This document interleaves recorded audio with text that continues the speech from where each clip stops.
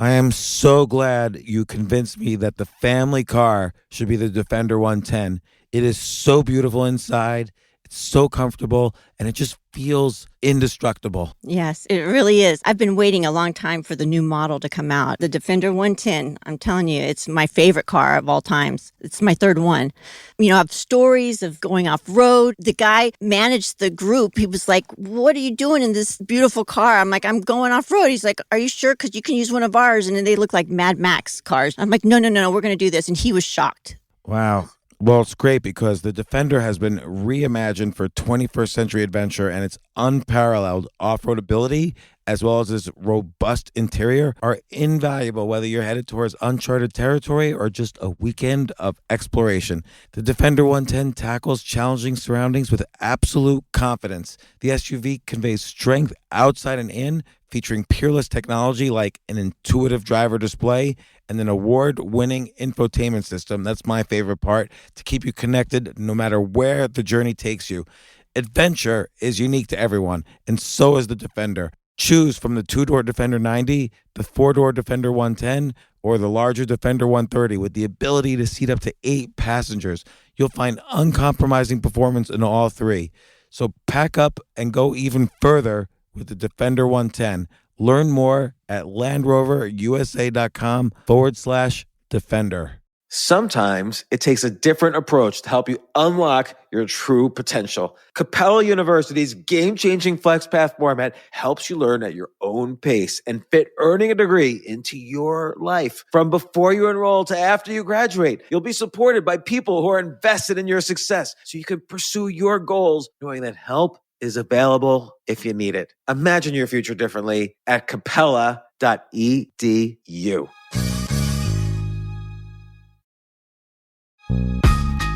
This isn't your average business podcast, and he's not your average host. This is the James Altucher Show on the Choose Yourself Network.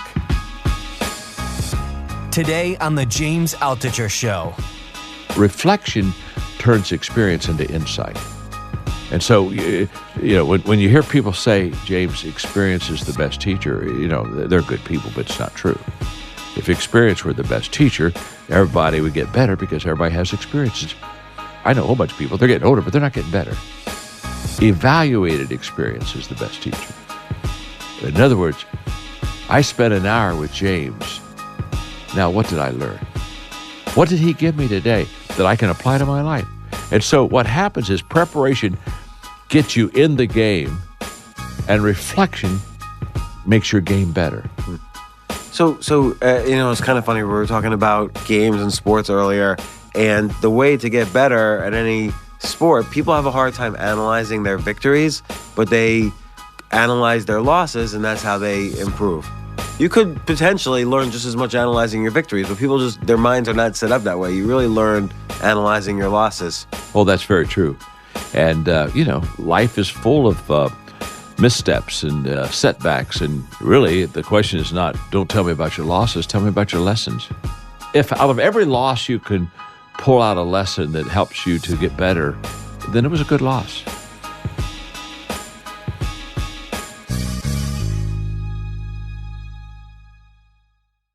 All right, Jay, we ready?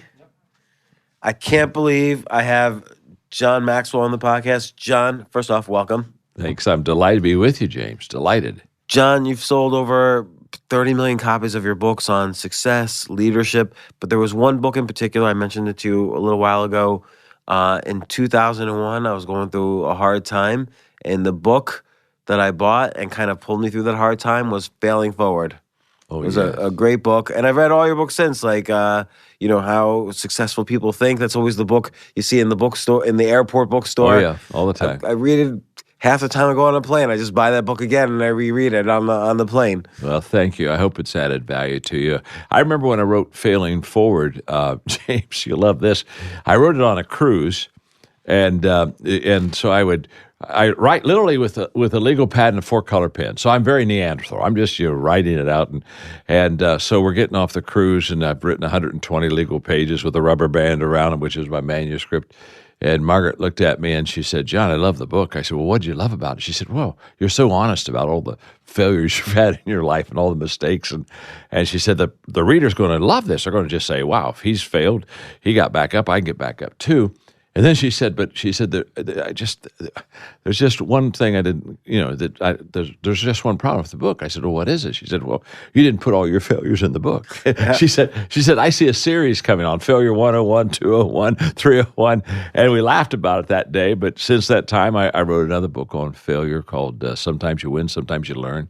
And, life is full of missteps and setbacks. And it really, the question is not, don't tell me about your losses. Tell me about your lessons. If out of every loss you can pull out a lesson that helps you to get better, then it was a good loss.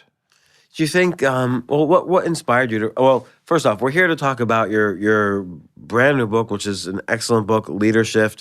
But what inspired you to write Failing Forward? I just have to know because this was such an instrumental book in my own life. I can tell you exactly what happened. I was a very young leader, and I was speaking at a conference, and it was a 2-day conference, and each speaker had a half a day. I happened to be the last of the 4. And so the first day, both of the leaders spoke about all their success and just all the good things they were doing, and it was nice. And the next morning, the next leader talked about success, and by about mid-morning on that second day, I was tired of success. And I just thought, are these guys, it was kind of like they never missed and they always did well. And I could just feel the whole audience, or not a big, it was maybe 1,200 there. I could just feel the gap was getting too big, James, between the speakers and the audience. And what they were saying was getting a little bit out of reach for everybody, and everything was getting to be like a little too far. And there was a disconnect. And I said to myself, I thought, wow, they don't need to hear more success. They don't need to hear all the good things I've done. So over lunch, I took my legal pad and got over in a corner, and I just started writing down on this legal pad all the mistakes I'd made and mess-ups I'd had and failures in my life. And in fact, right at the top of the legal pad, I scribbled this out: flops, failures, and fumbles. And I got up and I said, I'm just going to talk to you about flops, failures, and fumbles. You've already heard enough about success. I don't think I could add to that. But let me talk to you about all the stuff I did that they weren't good decisions and how I had to do U-turns. And so I started speaking, and this crowd came alive. The energy came into this room, and by the time it was done, we were on the same page, and they were on their feet, giving me a standing ovation, and they're back there, back then it was tapes, and they're back there buying the tapes and the whole process. And I just watched the crowd, and that day I said to myself, I never want to separate myself from the people I talk to. And I don't want fans, I want friends. And I want to be able to be where they are. Because what a leader does is a leader has to find the people before he or she can lead them. And I want to connect with them. And I want them to see me as I really am. And, I'm 71 now, and people look at the success, James, and sometimes they make me way much bigger than I really am. And I had my greatest, if I could have one thing in my life, you can't do this, but if I could have one thing in my life, I like everybody to see me 45 years ago. Because I wasn't very good. And they would be greatly encouraged. I think success, if it's all you talk about is your success, I think, first of all, it's not true. I think you lack authenticity. But I think also you put a big gap in between you and the people that you're trying to help. And I found that you can't help people with big gaps. They've got to let you walk with them, and you got to hear them, and you got to care for them. And so that day was really a big change for me, because I walked out of that conference and said, I'm never going to just talk about success. I'm going to talk about, okay, I've had some wins, but I've had some losses too. And you got to get through your losses so you can get some more wins. And it's something I just made a commitment to. And so the book, Failing Forward, kind of came out of that incident. And I was talking in Dallas one day at a conference, and I said, what I want to do is teach people how to fail forward. It wasn't even a book yet. And the audience just kind of, they gasped. And I thought, oh, that's going to be the title, because it resonated with the people. And a lot of times I let my speaking determine what my writing's going to be because they're there. The audience tells you whether it's any good or not. Just watch them, and you walk away and say, I can throw that part of the speech out. That didn't do anything for anybody. But I really made a commitment very early to connect with people and to be their friend and to just help them. And you really can't help. I can't help people if I just talk about my success. I can help people when I say, I've been there. I got it. Let me tell you how I got through that. You can get through that too. I think they need a friend. I think I see all these kind of business self-help books. A lot of them have similar titles to yours, but the content's very different. But like 5 Steps to Leadership, and you never get the sense these people had to work. You have to work hard to succeed at anything, and when you're working hard, you have to you fail a lot. Like, at any sport, for instance, if you're going to be the greatest tennis player in the world, you're going to lose many more tennis games than anybody else in order to be the best. Right. That's exactly. In fact, I tell people all the time, the only difference between you and me is I've had more losses than you. And the reason I've had more losses than you is I've had more attempts than you. In fact, I have a coaching company. We started this coaching company about 6 years ago called the John Maxwell Team, and it's been very successful. In 6 years, we've gone from nothing, no coaches, to I think about 22,000 coaches now in 150 countries around the world. So I mean, it's done really well. And in this, and so people ask me all the time about this company and how did we build it. And we have what we call a cycle of success, and the cycle continues. It's a cycle; it just keeps going around and around. But at the beginning of that cycle is you test. You're always out there testing things. Well, if you're testing a lot of stuff you've never tried before, there's a lot of failure. So it's test, fail, learn, improve, re-enter. What's an example of something you've tested? Well, we've tested areas that, when we started out with our coaching company, we looked at each other and we tried to get a profile of what we were looking at. And so we were going after the wrong people. We were marketing to the people that were interested in it, perhaps. And we were constantly just saying, okay, well, that didn't work. Well, let's try this. And we didn't really have a great pattern to follow because the coaching company that we wanted to build was going to be a coaching company that really allowed the coach to succeed. And we did all kinds of things. We did things like where most coaching companies will say, we want a residual of everything that you do as far as when you get another client.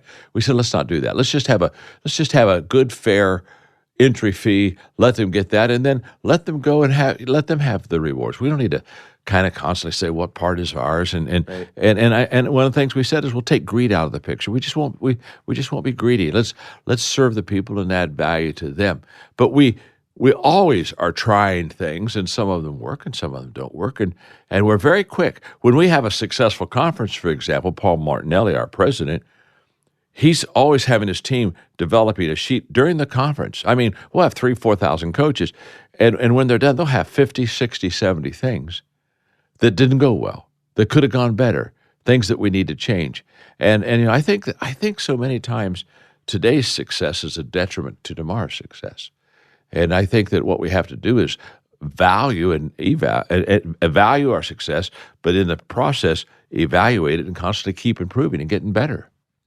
So it's kind of funny. We were talking about games and sports earlier, and the way to get better at any sport, people have a hard time analyzing their victories, but they analyze their losses, and that's how they improve. You could potentially learn just as much analyzing your victories, but people their minds are not set up that way. You really learn analyzing your losses. Well, that's very true. I was having the John Maxwell Company, we have what we call an executive circle where every month I interview a CEO.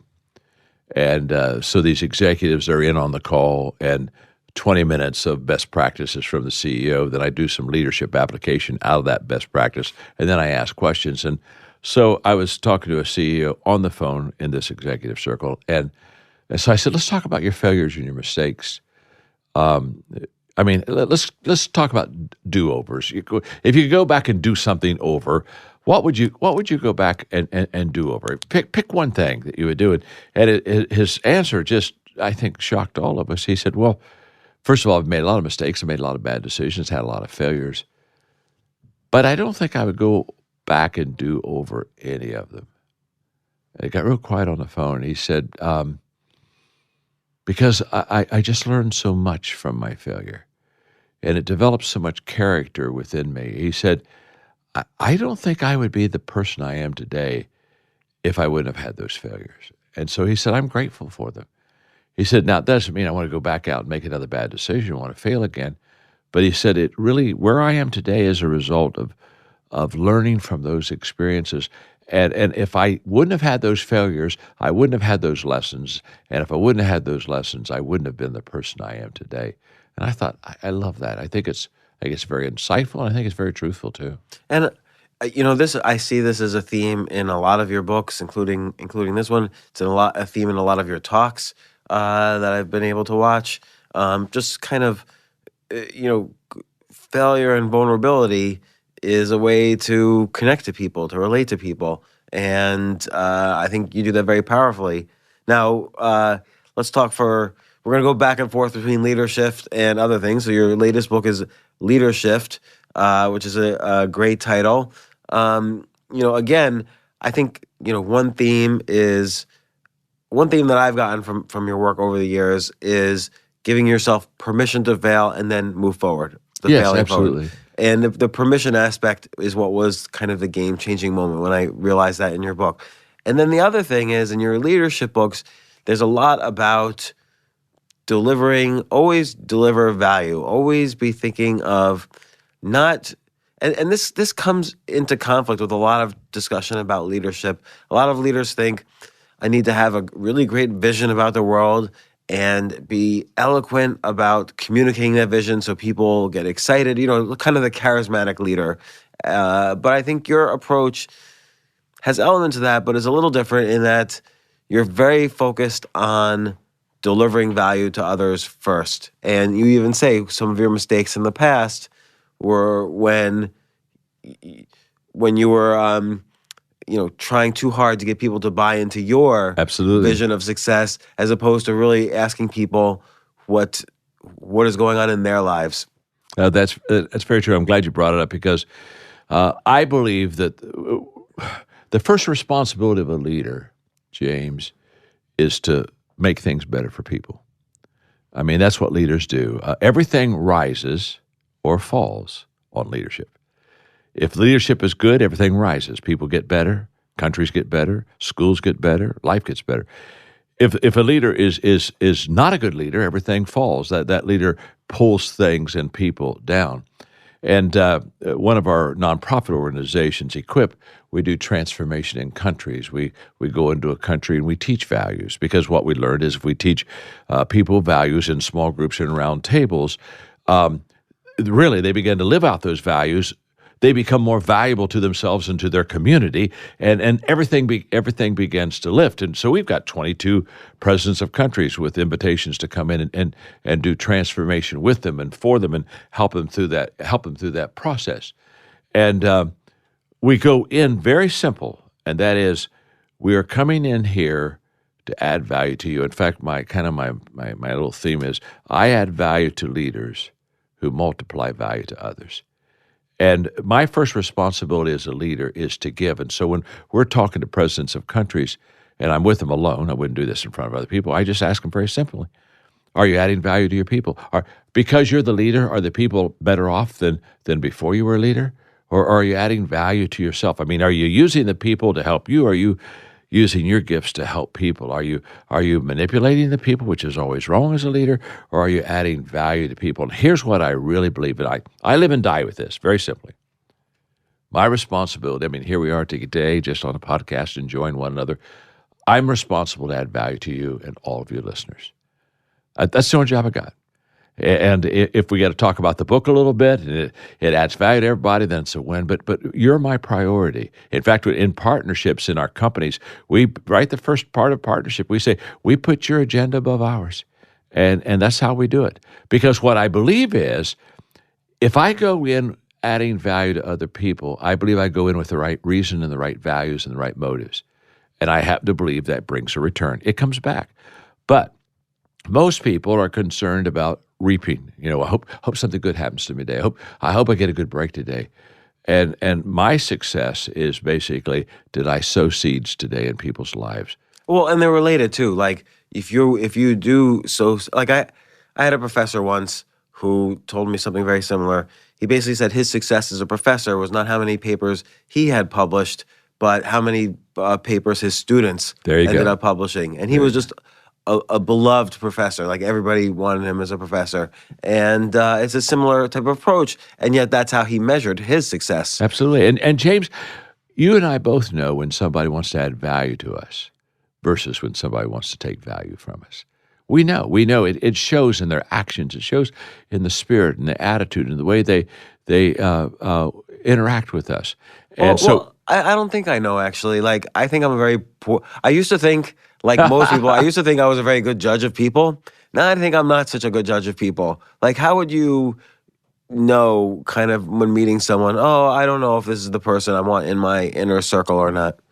When I spoke a few years ago to the United Nations, I did the opening session of the United Nations, 2 hours to all the ambassadors. Wow. And of course, we're dealing with different cultures. I mean, what can I say about leadership that will connect with everybody? And so for 2 hours, I shared with them that there are 3 questions that followers ask of their leader. Doesn't matter what your culture is, doesn't matter what age of life, 3 questions that you go anywhere, a follower is asking of their leader. And the question number 1 is, do you like me? It's just has nothing to do with your leadership. Do you like me? Do you care for me? The second question is, can you help me? And the third question, can I trust you? Now, isn't it interesting? 2 of those 3 questions about leadership have nothing to do with my competence as a leader. Have everything to do with, do I care for you, and am I a person of good character? And as I taught for 2 hours, I said basically the first thing I've got to do as a leader is I've got to establish myself as a friend, and I've got to establish myself as a trustworthy friend. Now the question is how competent I am to take them further. And of course, I write books to help people become more competent as leaders so they can take people on a further journey. But what I know is this: the average person out there, if they spend much time with you, they really know if you care for them or not. They really do know. And if you care for them, they move towards you. And if you just care about yourself and you're a leader that basically uses people, they move away from you. And I call that just the intuitive drawing of people. They intuitively draw themselves to people that care for them, and they intuitively back up. They may not even know the questions, but they know the sense and the feeling that I want to be with them, or you know what, I don't want to be with them very much. But I think that's a discipline too, in that sometimes we are attracted to the people who might be toxic in our lives. We want somebody to like us who doesn't like us, so we try extra hard to get them to like us. And I think it's a training to kind of not have that mindset. Well, I think it is too, but I think naturally, intuitively, most of the time, people who really care for us, we know who they are. And I even think people in dysfunctional relationships, even though they're in them and sometimes seem to be caught in them and can't get out of them, I think they know and long for somebody who loves them unconditionally, somebody that truly values them, somebody that truly believes in them. And I think this is where a leader begins. I think a leader begins by, 1, leading themselves correctly. Leadership starts with me, not with others. And then once I do that, making sure that every day I just want to add value to people. And again, for 45 years, that's all I've done. My mentor, Les Parrott, who had written 6 books, I had never written a book. And you know what, James? I didn't even have a desire to write a book. That wasn't on my list at all. And I asked him one day, I said, Les, why do you write books? He said, well, I want to extend my influence beyond my personal touch. And I remember my heart just leaped, and I said, I want to do that too. And then I'll never forget, he looked at me and said, now, let me tell you something, John. Don't write books to make money. He said, you won't sell that many books in your life. He said, just write books to add value to people. Your mission is to add value to people. Don't worry about the money. And I started writing books for that reason. I still write books for that reason because I don't need any more money. But I'm still writing books. Why? Because I believe it's a great way. Hey, my heart leaped, James, when you said, I read your book, Failing Forward, and it just kind of got me back on the right track. And this is what I live for. I mean, if nothing else happens out of this podcast and our time together, then you say that I helped you. I walk out of here a very enriched person because that's what my goal in life is to do, add value to people. Well, let's finally talk about leadership because I Okay. want to add value to you. We're talking about your book, the 11 essential changes every leader must embrace. And I like the title Leadership. Where'd you come up with that title? Well, you're just, if you're like me, you're kind of a wordsmith. You're playing with titles and phrases on a continual basis to see what clicks. Remember, I said in the teaching a little bit ago, I said failing forward to the crowd. They went, like that. It's kind of like, okay, this would be a good title. Well, when I tell leadership, leader shift. Now you have to be careful, James, because if you keep going down that road, we could get into leadership, and that's a whole different title. Hey, that'll be the book I write after I'm dead. That'll be the tell-all book. That's the spoof John Maxwell book. That's exactly. When you see that book, you know that I've passed away. Okay, that I'm no longer here. But the shift is the key word, and it's the fact that we have to be very flexible, very fluid, very agile. I was getting ready to speak for a company, and so we were on a pre-call. And they said, our theme is fast forward. What do you think of the theme? Well, I said, it's a good theme. I like it. And they said, what does it mean to you? I said, well, fast to me means fast is faster.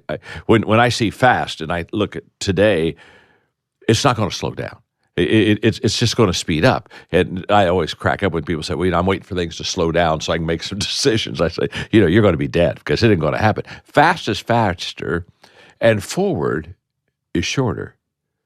Forward's more shorter than any other time. When I started off as a leader, you could have a 10-year plan, a long-range plan, and a mid-range was kind of 5, and a short-range was 2. Well, I mean, you go around and talk about a short-range 2-year plan. Now they say, gosh, that's an unrealistic long-range plan.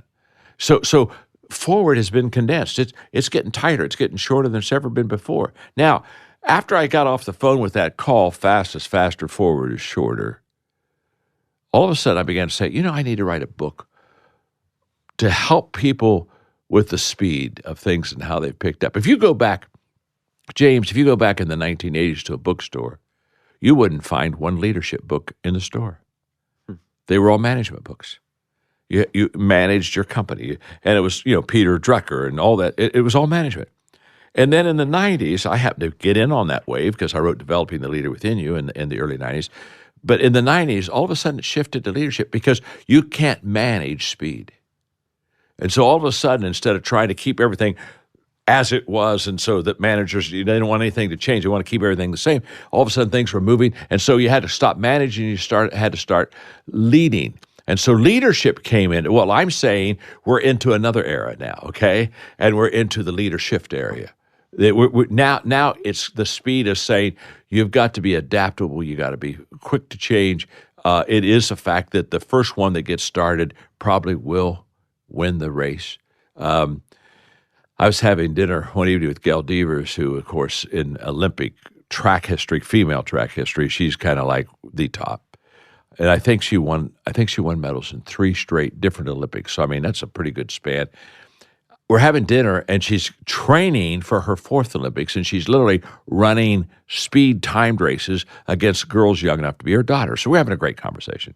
She had read my books, and we were having a wonderful time talking about leadership.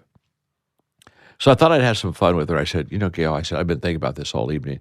I think if you and I ran a 100-yard race, I said, I think I could win. And she looked at me in total disbelief, And in fact, she looked at her husband and said, did you hear what he just said? And then, of course, James, she looks back at me and she sees this fat Pillsbury dough body of mine. And it's beyond all comprehension that somebody would say that they thought they could beat her in a 100-yard race. And I'm just watching her, kind of the competitive juices are kind of starting to bubble up.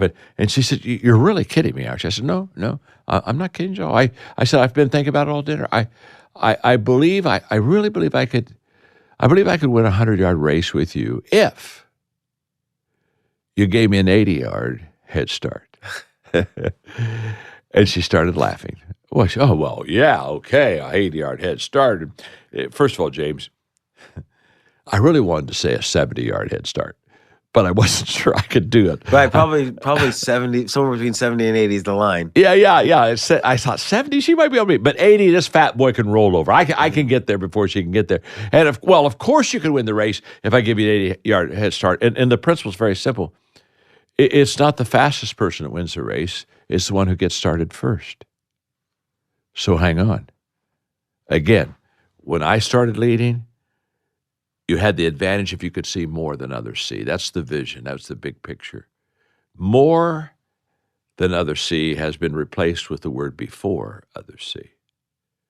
And I wrote this book because the leaders that are going to win with their teams are the ones that are quick and see it fast and move quickly. And I in the book I talk about these are changes that are coming for you. I want you to know these are shifts that you got to be able to make so that you can seize the moment and take advantage of it.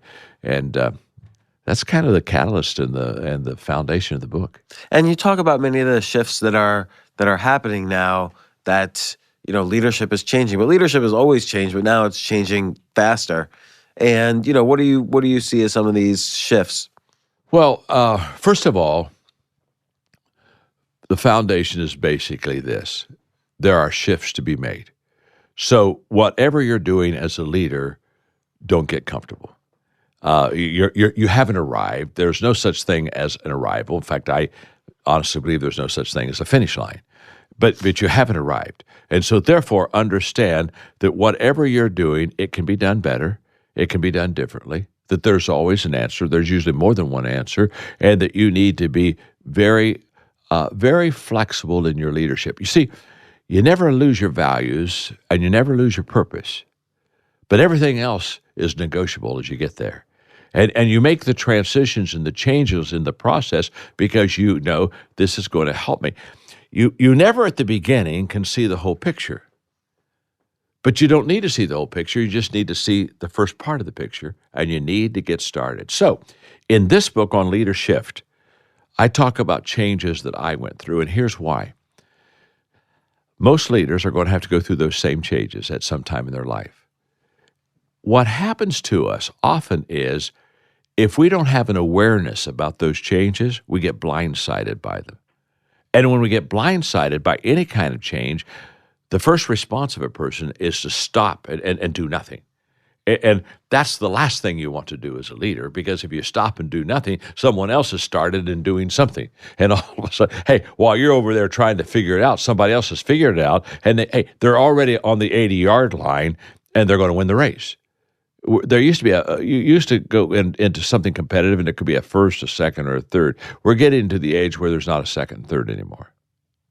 It's just first. Well, what do you mean? What I mean is the person that goes first has a high odds of capturing the majority of the influence, the majority of the heart, the majority of the people because of the speed of the game. Because wherever you are today, it'll change tomorrow.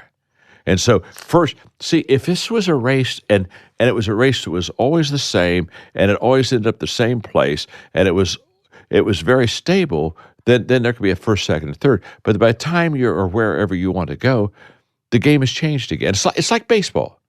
It's the same game, but you don't play the game the same. I mean, Babe Ruth said yesterday's home run won't win today's game. I mean, so I may be playing the game of baseball, but I can't play the game of baseball today like I played the game of baseball yesterday. The situation changes. And so many times in the leadership it's a leadership game, but the game is constantly changing. So in the book, I talk about the changes that are coming for people, the changes that I've gone through. For example, a beginning one, the first chapter is I talk about going from soloist to conductor. Well, when I started out, I was a soloist. And basically the people I brought onto the team, I brought them on the team to help me, to be on my team, to buy into my vision, to support what I've got going on, but it was all about me. And so they were kind of the backup chorus, they were the orchestra, and they were enhancing everything that I was doing. But it was about me. Well, there came a time in my life when I realized that if I was really going to add value to people, it had to be about them, not about me. And it had to be about their dream and not my dream. And I had to find them, not let them find me.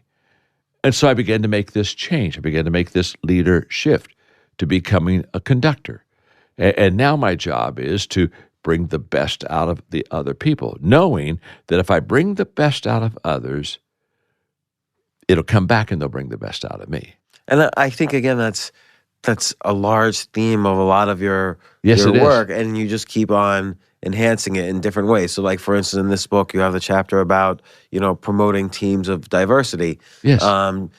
More about diverse thinking, but the idea is that it can't be about everybody being a yes man to you. People have to have their own thoughts that they're bringing to the table that you learn from, and they're able to express their thoughts. You see, when I start off, that's very true. When I start off, that's a major shift. As a leader, it was all about how can I get my ideas and my thoughts over to the people. And so, kind of sit down and listen. Here's where I am. This is my vision. Here's what I'm thinking. And I would give it to the people. And, there'd be a certain amount of buy-in, and off we would go. But because I didn't understand diversity, and well, first of all, when I started off, I was just a young leader and insecure, and I was just wanting to make sure that I could even decently lead. But when I started going from, for example, I started going from directing, pointing the way, to connecting, asking questions. When I began to ask questions, two things happened. One is I found the people so I could lead them better. You got to find them before you can lead them. But even what does that mean, find them? I've got to find out where you are. So, for example, James, if you're going to be on my team, the first thing I want to do is not tell you my vision. The first thing I want to do is find out what your vision is. What's your dream? What would you like to accomplish in your life? What are your values? Let me just ask you some questions. Let me know about you. Because when I'm done, when I really have a real sense of who you truly are, then I got to ask myself, can I add value to you? Because if I can't add value to you, you need to go join someone else's team. Or you maybe need to start your own team. And see, we don't really start the journey until I'm quite sure that not only do I know you, but I know that I can help you. Now, the moment that I know you, and I know that I can help you, and by the way, the questions followers ask leaders, you already say he likes me enough that he's asking questions and he's getting into my life. It's not about him, it's about me. Now that I know that, now we can map out a game plan. Because you see, managers lead everybody the same. Leaders lead everybody differently. And so many times when the John Maxwell Company, we do a lot of corporate stuff, a lot of corporate training for big companies, small companies, et cetera. And one of the first things we do as we go in is our job is to find out what are their values, what do they value. We got to find out where they are, and we have to take them there.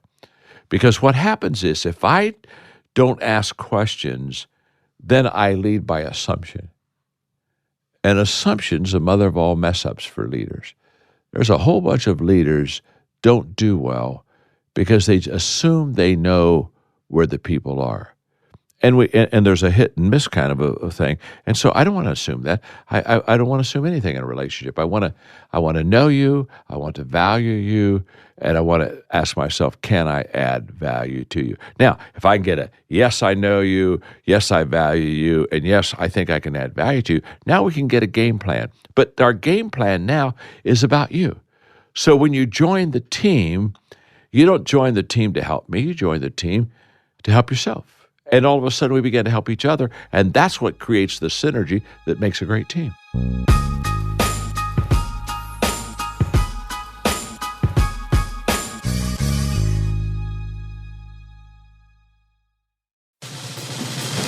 These days, we're all investors, trying to be smart with our money despite our worst impulses. But at iShares, we believe that deep down inside of every investor is a better investor.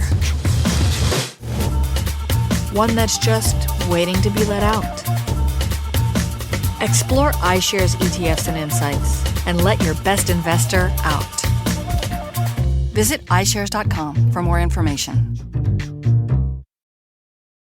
You know what I love about fantasy sports is that even though I'm not going to be a great basketball player or a baseball player or a football player or whatever, I feel like I get to participate and make decisions and use my knowledge of these different leagues or these different sports to compete. So it's like I can pick my team or I can pick my favorite players, and I could use my knowledge to make predictions and maybe even make money.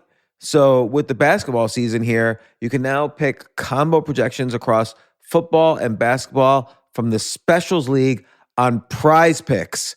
This is a league created specifically for combo projections that include two or more players from different sports or leagues. Want to play alongside some of Prize Picks' favorite players like rapper Meek Mill and comedian Andrew Schultz, who's also been a guest on this podcast, and I've been a guest on his? You can now find community plays under the promos tab of the app to view entries for some of the biggest names in the Prize Picks community each week. Look, Prize Picks even offers a reboot policy so that your entries stay in play even if one of your players gets injured.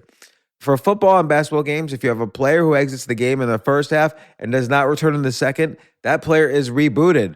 Prize Picks is the only daily fantasy sports platform with an injury insurance policy. What?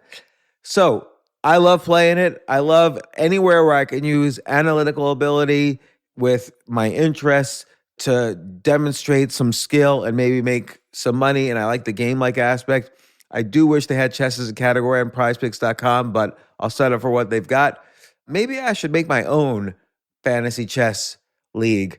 But in any case, I love Prize Picks. Go to prizepicks.com/James. Use code James for a first deposit match up to $100. That's the easiest $100 you're ever going to make. So that's prizepicks.com/James and use code James. Daily fantasy sports made easy.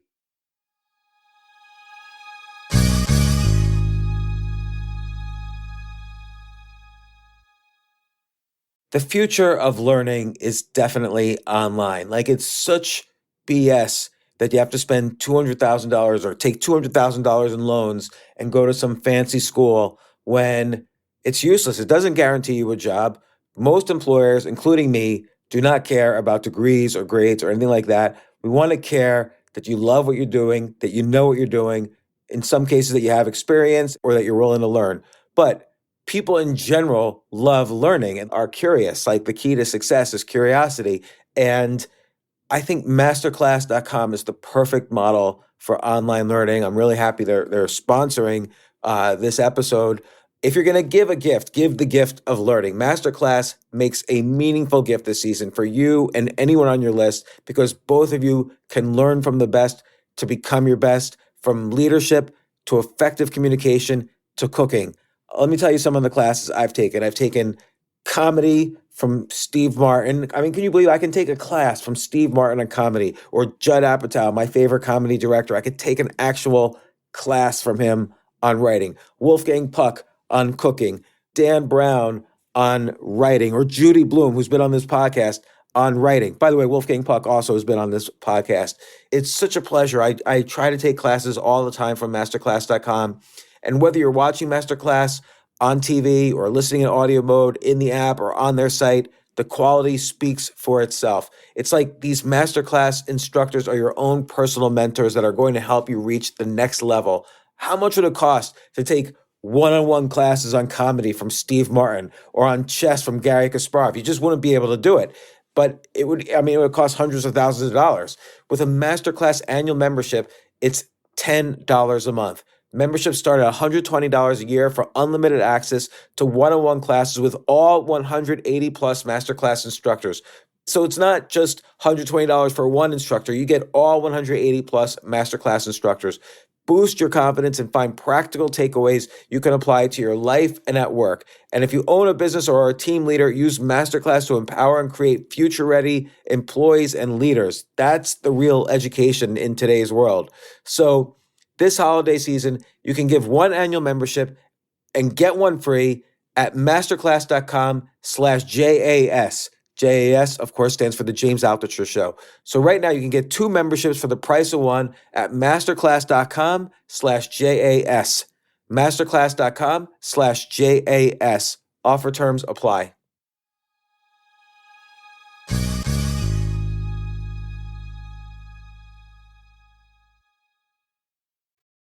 It also strikes me that there could be a concept, leadership from the bottom. So a lot of times we're talking about leaders on the top. Yeah. But, someone who's an employee or at the bottom of a hierarchy, they also could deliver value. They could give credit to their boss, give credit to their colleagues. And if you give credit and add value to everyone around you, then you're the source. So That's whether a you're fact. at the bottom or at the top. That's a fact. In fact, decisions should be made at the lowest level possible. Problems should be solved at the lowest level possible. Now, the only way that you can get down to where the decisions can be made and the problems can be solved is to go down to where they are. When Jack Welch was CEO of General Electric, he made it a practice that whenever he went to one of his plants, he'd have 30 minutes with the manager of the plant, and he'd spend the rest of the day down on the assembly line. He'd spend the rest of the day asking the questions of the workers because he knew that they knew what the real issues were a lot more and a lot better than the people that were in the offices. And a lot of times he'd have a 30-minute closing with back in the manager's office again, and he'd be asking that manager, "Well, did you realize in the plant we got this?" And he'd say, "I've spent a day here, and I know more about the people in the plant than you do, and you're the manager of the plant." Well, what was Jack Welch doing? Jack Welch was understanding the value of everybody on the team, and he also understood that if he went to those people that were right closest to where the action was and where the work was, he could best help them and he could best give them what they needed to add value to General Electric. It works that way. And, when you speak for 2 hours to the UN ambassadors, do you think they change? Do you think they go back to their countries and things are, because there's so many other agendas. People in general have lots of agendas. So when you speak to a large group of leaders or important people who make policy, do you think there's going to be change? Well, first of all, the answer is yes, but not everyone's going to change.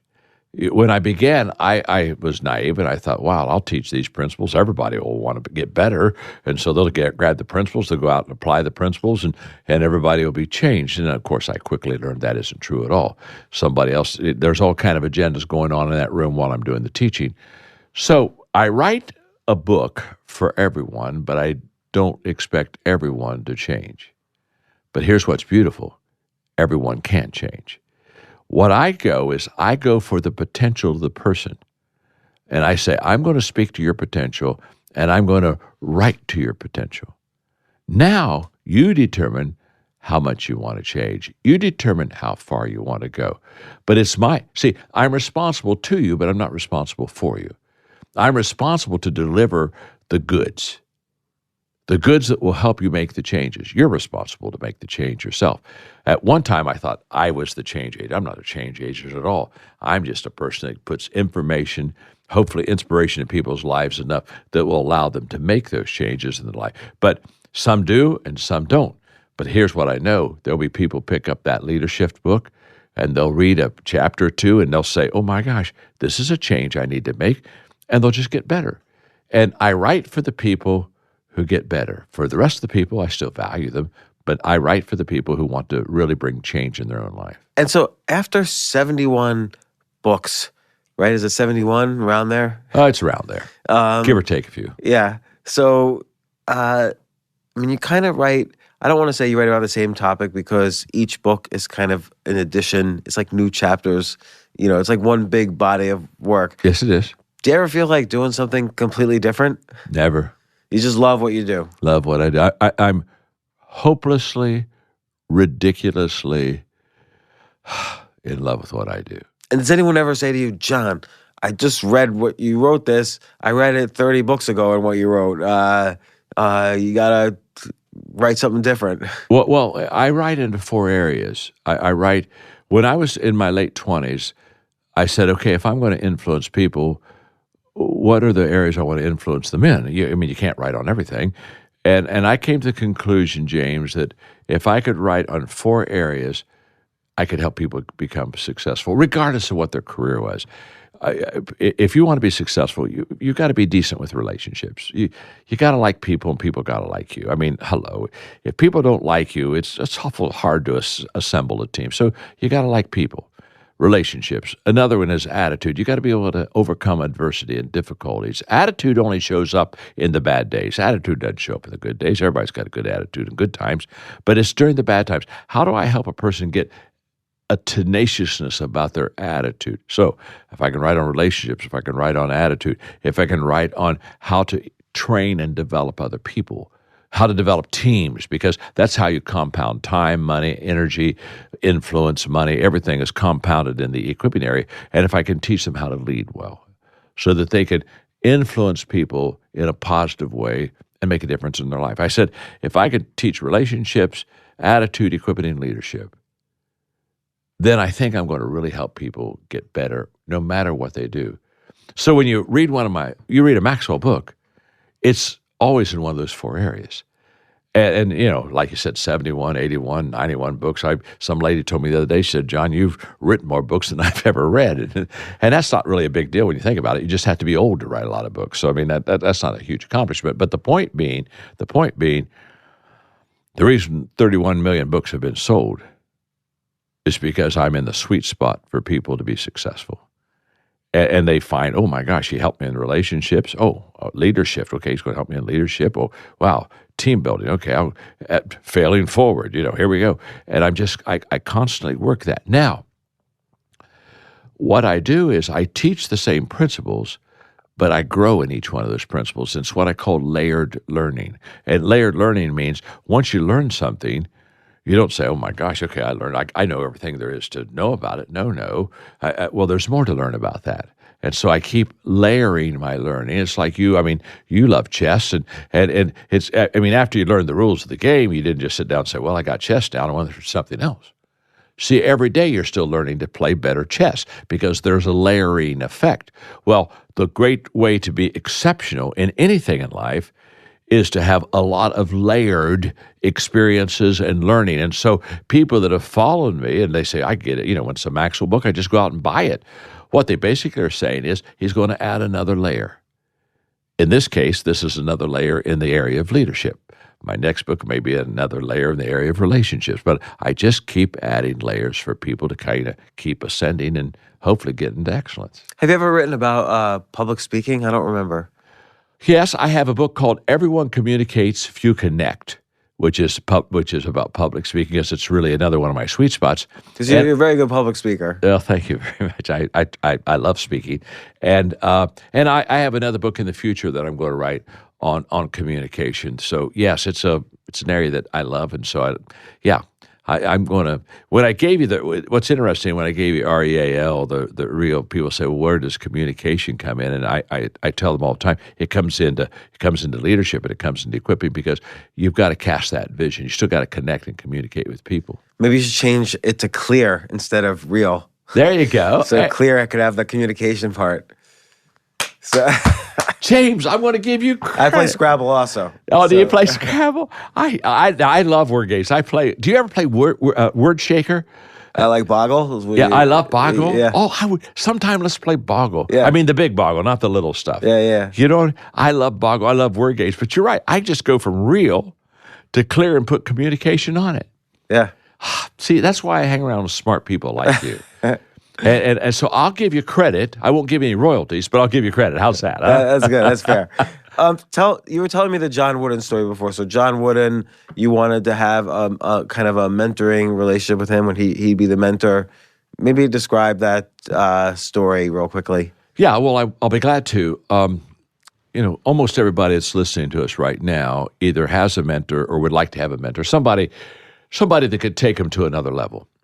And what I tell people is if you want a mentoring relationship, you've got to always understand the bookends of that relationship. There's a front and there's a back. And let me give them to you. On the front end, the first bookend is preparation. If you're going into a mentoring relationship with somebody that you really know can add value to you and teach you and help you go to another level, then when you get to them, be ready for them. And so in the John Wooden story, when I had an opportunity, John said, okay, Coach Wooden said, you can come out to L.A. and I'll spend an hour with you at breakfast. I spent a month. I read every book that he had written, and I'm just writing questions of things that he wrote and that I want to know more about. And I spent a whole month preparing because, okay, a lot of times when people see me, basically what they want is either a signature on a book or a picture. And you got to have a little bit more in life if you really want to mentor. I mean, that's kind of sliding through without going to the depth that you can go. And so, I mean, okay, I brought my book so John could sign it, and yes, I'll get a picture with him. But I want more than a picture and a signature. I want a relationship. So how do I get his attention? I get his attention by making the best use of that 1 hour that I have. I don't want to waste it. I mean, I've just got an hour with him, so I go out to L.A. to go to breakfast with him, and I have 5 pages written questions on a legal pad. And so we're doing small talk for about 5 minutes, not long. And I'm kind of like, okay, I only got an hour. I got some questions in here. And Coach looked at me and said, John, do you have any questions? And I said, sure. And I reached in my briefcase, and I pulled out my legal pad and put it on the table there at the little breakfast diner. And he looked over and said, oh, my gosh. He said, that page is full of questions. I said, well, yes. And I turned to the next page, and this one's full, and the next page it's full, and the next page. I had 5 pages full of questions for him. And he looked at that, he said, we got to get started. You got a lot of questions. That hour breakfast meeting turned into a 6-hour with him. We're over at his little condo, and I'm still asking questions. And you know, it's now mid-afternoon, and we're done. And he said, John, he said, we only got through the first page. You got 4 more pages of questions. He said, could you come back and see me again? Touchdown. You see, that's what I'm going for. I want a relationship with him. A picture's fine. A signature's fine. But a picture and a signature, I can go show somebody, I got a signature, I got a picture. But that doesn't help me grow. I want a relationship with him. So you go into the mentoring relationship with preparation. Now, coming out of that mentoring relationship, the other bookend is reflection. Now, I've got to take all the stuff that he's taught me, and I've got to begin to apply it to where I am and say, okay, what do I need to use right now and apply right now? And I've got a whole method of application for my life. But reflection turns experience into insight.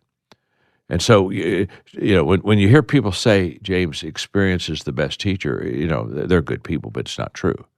If experience were the best teacher, everybody would get better because everybody has experiences. The older you get, the better you get. I know a whole bunch of people, they're getting older, but they're not getting better. Evaluated experience is the best teacher. In other words, I spent an hour with James. Now, what did I learn? What did he share with me besides clear? What did he give me today that I can apply to my life?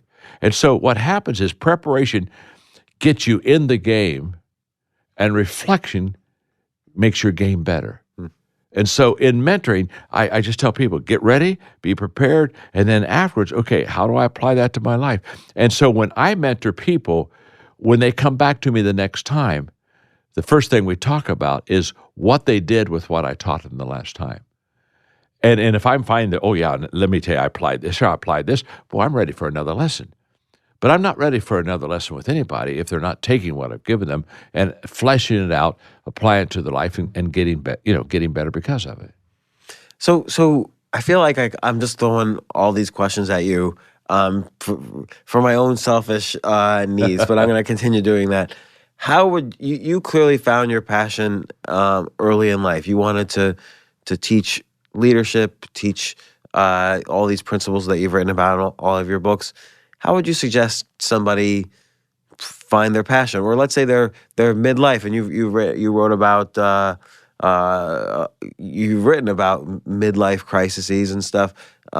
If someone's midlife and they've decided, oh, I need a change, but I don't know what it is I want to do, what would you suggest to them? Well, for a person to find their purpose, which really centers an individual, you know, why am I here? You know, somebody said there's 2 great days in a person's life, the day they were born and the day they discovered why.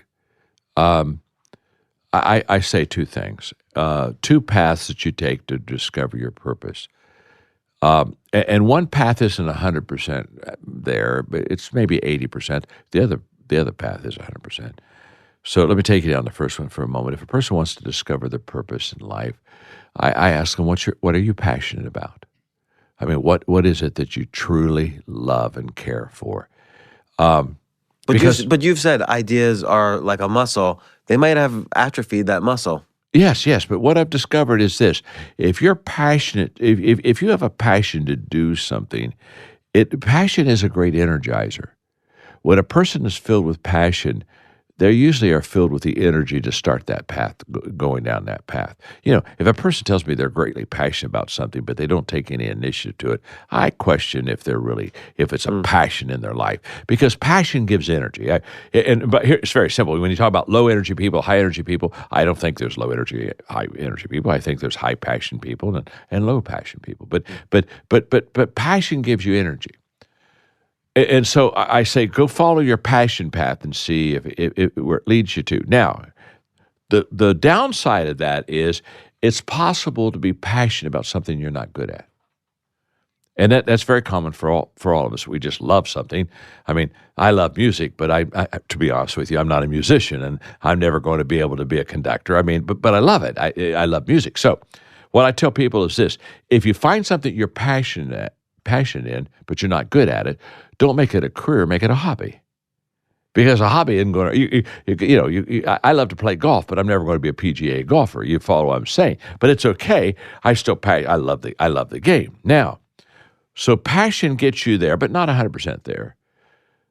But the second question is what am I really good at? Where does my giftedness lie? Where are the strengths of my life? What do I do really well? Because once you can discover what you do well, I can promise you that will take you to your purpose. Now, you put what you do well coupled with passion, and you're passionate about it, now you're really onto something, because you're in your strength zone, and you're not only in your strength zone, but you're passionate about it. So I'm passionate about adding value to people. So what do I do well? There's 1,000 ways to add value to people. But what do I do well? Well, I communicate well. So I'm going to help and add value to people through writing and through speaking. Well, I lead well. Okay, so I'll use that. So I find my strengths, which I only have a couple. I don't have very many. I find my strengths, and I stay right there in that zone, and that's where I get my highest return. In fact, in teaching people in leadership, I ask them, you ask yourself 3 questions. The first question is, what's required of me? What do I have to do? The second one is, what gives me my greatest return? What's the most effective for me? And the third one is, what's most rewarding? The 3 R's. And what you want to do is you want to mash them until what is required of me, what gives me my greatest return, and what gives me my greatest reward are the same things.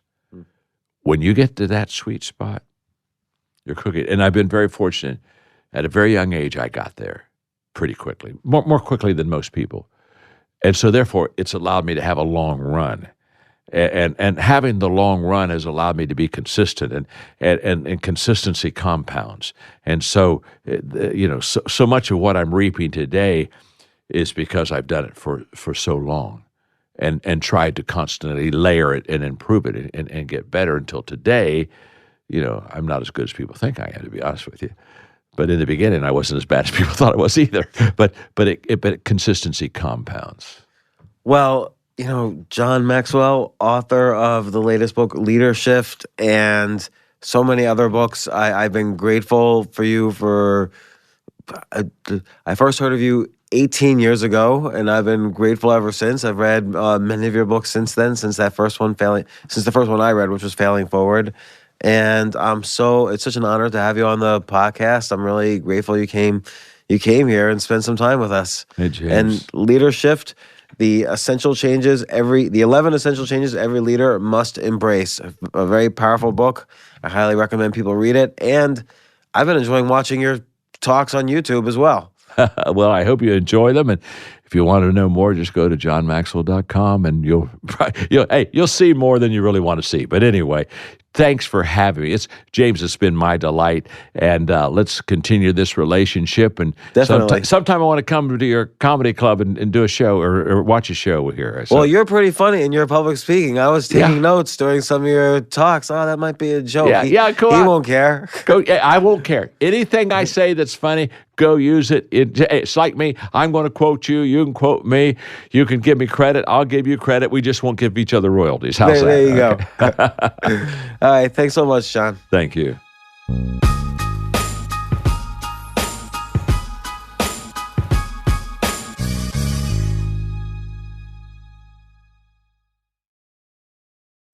might be the most important new computer technology ever. It's storming every industry, and literally billions of dollars are being invested. So buckle up. The problem is that AI needs a lot of speed and processing power, so how do you compete without costs spiraling out of control? It's time to upgrade to the next generation of the cloud, Oracle Cloud Infrastructure, or OCI. OCI is a single platform for your infrastructure, database, application development, and AI needs. OCI has 4 to 8 times the bandwidth of other clouds, offers one consistent price instead of variable regional pricing, and of course, nobody does data better than Oracle. So now you can train your AI models at twice the speed and less than half the cost of other clouds. If you want to do more and spend less, like Uber, 8x8, and Databricks Mosaic, take a free test drive of OCI at oracle.com/advance. That's oracle.com/advance. oracle.com/advance.